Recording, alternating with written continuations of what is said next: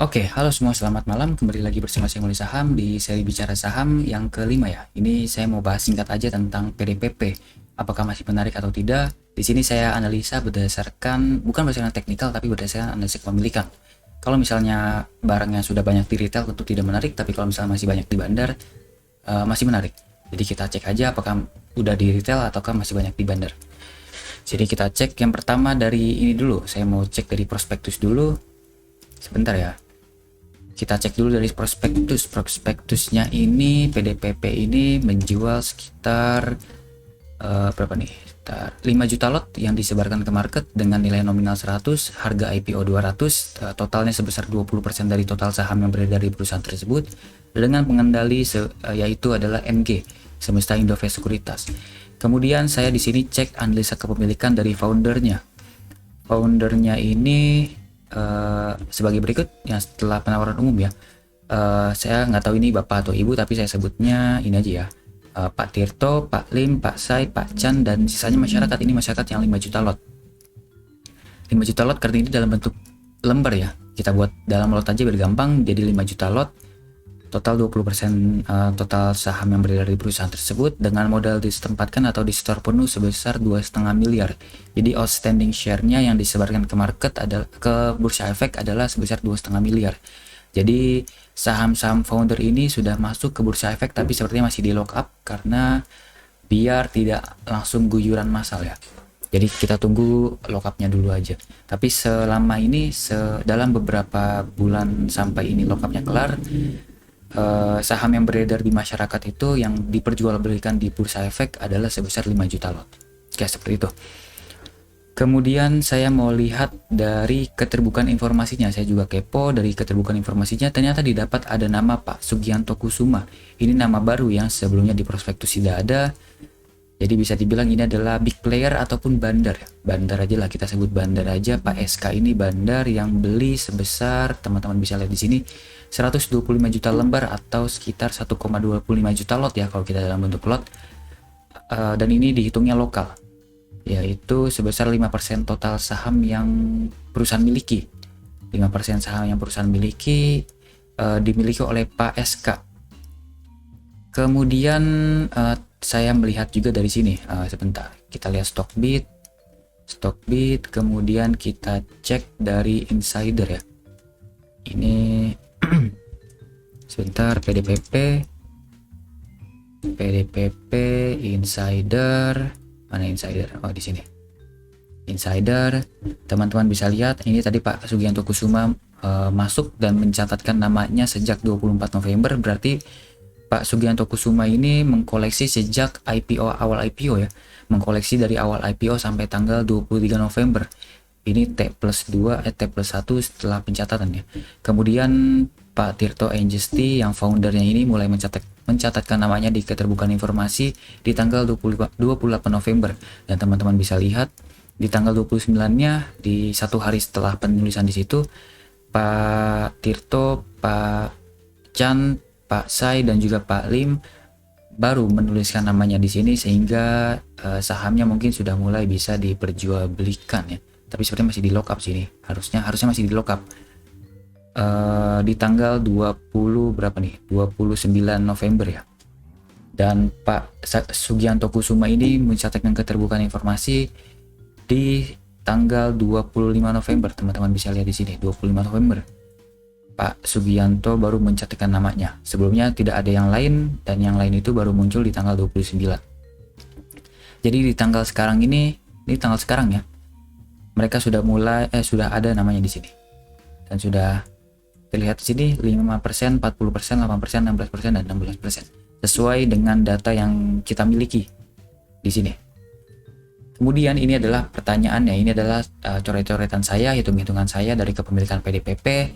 Pak Tirto memiliki 10 juta lot, Pak Chan 2 juta lot, Pak Sai 4 juta, Pak Lim 4 juta lot, masyarakat 5 juta lot, dan masyarakat ini tidak semuanya dimiliki oleh retail ya. Tadi kita sudah tahu ada Pak Sugianto sudah memiliki sekitar 1,25 juta lot atau 5% saham yang beredar di masyarakat atau yang beredar di perusahaan tersebut.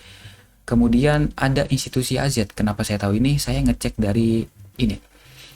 saya ngecek dari Neo BDM, teman-teman bisa lihat di sini ada tiba-tiba money flow in besar ya, dan saya cek di sini ada institusi besar masuk sangat luar biasa besar dalam 3 hari, yaitu di tanggal 12 sampai dengan tanggal 14 Desember.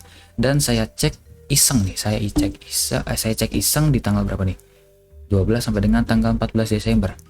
Saya cek iseng, oke, di sini PDPP 12 Desember sampai dengan tanggal 14 Desember ada AZ yang beli sangat banyak sebesar, saya asumsikan 1,125 juta lot, karena mungkin ada retailnya juga ya, tapi seperti sangat kecil sekali, jadi saya anggap 1,125 juta lot lah biar gampang.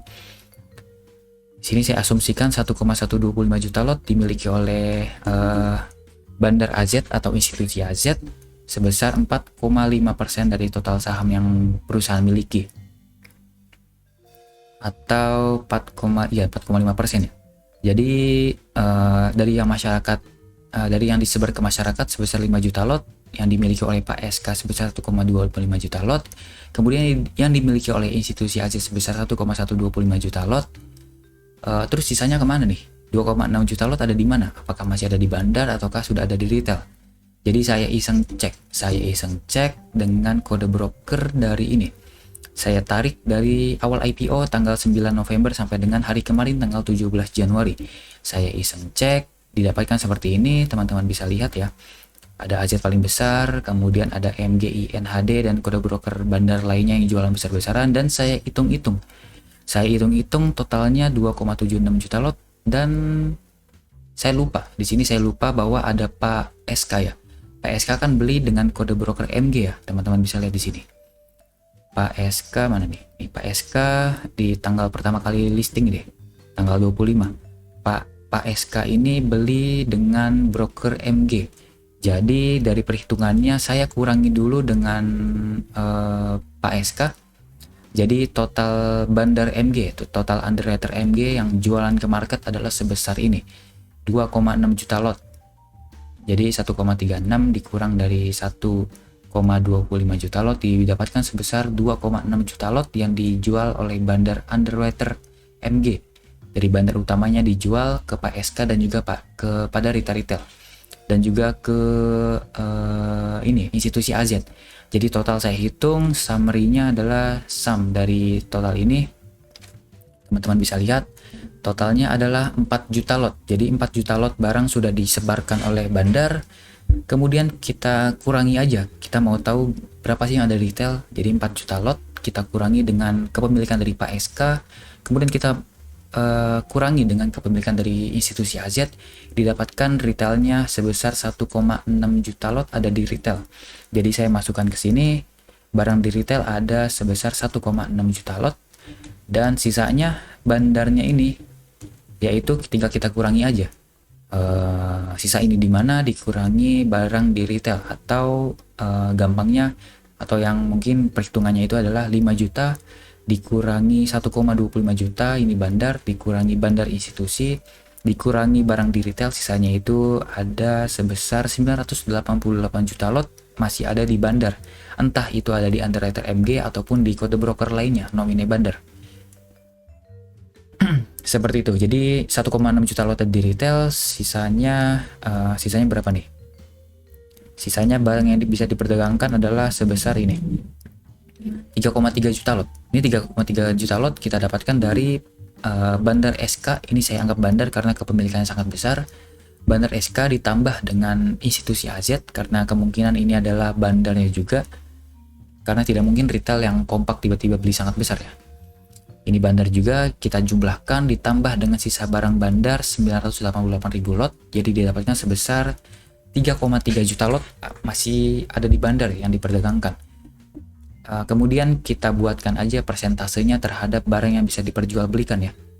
Jadi kita anggap 100% ada di 5 juta, dan kita anggap segini, 32% barang yang ada di market yang bisa diperjualbelikan sudah ada di retail.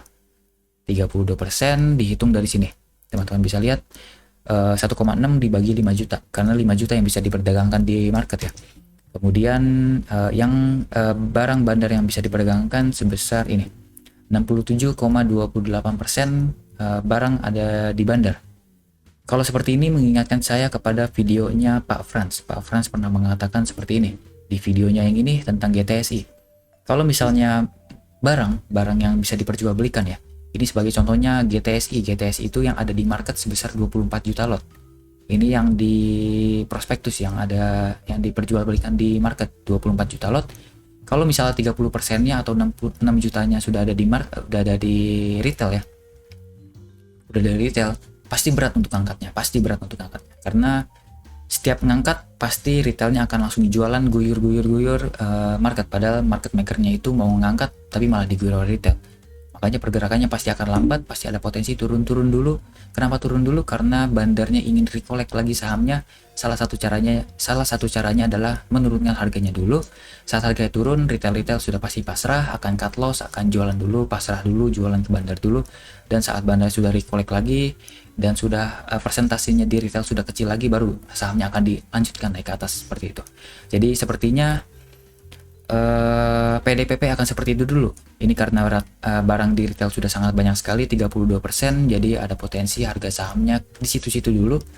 Bahkan ada potensi turun dulu menyentuh dekat-dekat dengan harga nominal yaitu harga 100, mungkin akan ke situ dulu, mungkin ini masih mungkin tapi saya belum tahu pasti, tapi ada potensi juga ke situ karena itu jadi salah satu opsi bandar untuk mengkoleksi sahamnya lagi biar mereka bisa mengangkat sahamnya lagi. Tapi bisa juga harga sahamnya ditahan di harga 200. Kenapa? Di sini teman-teman bisa lihat. Saya melihat dari ini. Kita tahu bahwa Pak SK ini mengkoleksi saham di pasar reguler. Pasar reguler dari tanggal 9 sampai dengan tanggal 23 November. Teman-teman bisa lihat di sini saya menggunakan RTK Elite dari tanggal IPO ya. IPO tanggal 9 November sampai dengan tanggal 23 November. Pak SK ini beli di pasar reguler dengan AVG buy. Jangan lupa ini ada MG AVG buy, ada MG-nya Pak SK dan juga ada MG-nya bandar ya. Jadi kita anggap MG-nya Pak SK itu beli di AVG 250. Di AVG yang sangat atas dengan harga sekarang di harga 200 saja, 200. Kemudian institusi AZ juga tadi beli di tanggal 14 sampai dengan tanggal 12 sampai dengan tanggal 14 Desember. 12 sampai dengan tanggal 14 Desember. AZ ini beli sangat besar dengan AVG buy di harga 204. Bisa dibilang Pak SK ini dan juga bandar AZ ini nyangkut di harga atas. Seperti itu. Jadi setengah dari barang yang sudah ada di masyarakat ini atau 9,5% dari barang yang ada di masyarakat ini dimiliki oleh bandar dengan AVG atas, kemudian sisanya ini AVG nominal tentunya AVG 100 dan barang di retail ini ada di AVG 200-an lah mungkin. Coba kita cek. Kita cek di sini. Barang-barang bandar nih ya. Ini barang-barang retail maksud saya. Ini barang-barang retail AVG buy-nya di harga 220, 230, 220, 220, 220, 230. Bahkan ada yang di 300 tadi. Mana nih? Ini ada 300 TP. Jadi bisa dibilang retail masih nyangkut di harga itu, di harga atas ya. Jadi kalau misalnya market maker akan mengangkat harga saham ini sampai di harga AVG retail, kemungkinan retail akan TP ataupun akan cut loss. Jadi barangnya akan dibandar lagi, tapi itu kan cost-nya cukup tinggi ya. Jadi ada kemungkinan mungkin harga sahamnya diturunin dulu sehingga retail pasrah, cut loss, bandarnya reakumulasi lagi, baru harganya diangkat lagi. Tapi kalau misalnya lompat-lompatan masih mungkin akan ada lompat-lompatan dulu seperti ini, lompat-lompatan dulu ke atas dulu, di bawah dulu ke atas, tapi tidak mungkin di AVG retail karena saya yakin bandar mungkin akan takut retailnya cut loss dulu atau mungkin jualan ke bandar. Jadi diangkat dulu, naik dulu, baru diturunin lagi, jangan sampai ke AVG dari retail. Itu prinsipnya biar retailnya nyangkut lagi. Jadi kalau untuk PDPP jangka pendek mungkin akan ada lompat-lompatan dulu karena bandarnya masih ada sangkut-sangkut dulu, bandar Pak SK dan juga institusi masih sangkut, mungkin akan ada lompat-lompatan dulu. Kemudian tapi bisa juga turun ke bawah dulu untuk mengkoleksi saham ini lagi sehingga akan lanjut lagi naik ke atas. Tapi overall saya melihat dengan dengan barang ini ya, barang bandar yang sudah masih banyak, atau mungkin barang retail, saya anggapnya barang retail yang sudah banyak, 32% dari total saham yang beredar, sepertinya ada potensi turun-turun dulu seperti saham GTSI. Di sini saham GTSI seperti itu juga, barang yang ada di market waktu itu ada 30%-an yang pernah Pak Frans hitung, ada 30%-an, sehingga harga sahamnya turun terus. Dekat nominal baru harga sahamnya diangkat lagi karena banyak retail-retail yang cut loss di area sini. Retail-retail cut loss dekat harga nominal dari foundernya, kemudian harga sahamnya diangkat-angkat, bahkan sedang sideways terus karena bandarnya sedang reakumulasi lagi di harga-harga murahnya lah. Seperti itu. Jadi menurut saya PDPP ada potensi seperti saham GTSI turun dulu ke bawah, dekat nominal, nanti bandarnya reakumulasi lagi, retailnya cut loss lagi, pasrah, baru harga sahamnya akan diangkat lagi ke atas, seperti itu. Jadi menurut saya PDPP dalam beberapa bulan ke depan turun dulu, tapi secara jangka panjang sekali menurut saya masih menarik. Projectnya ini masih jangka panjang, tapi saya sarankan tunggu dulu di area bawah, seperti itu. Nanti kalau misalnya ini sudah berakhir lockupnya, sudah berakhir, dan misal mereka berempat ini, foundernya ini mau menjual perusahaannya ini full ke retail, mungkin bisa dengan mudah mereka akan angkat dulu, baru mereka akan jualan ke retail.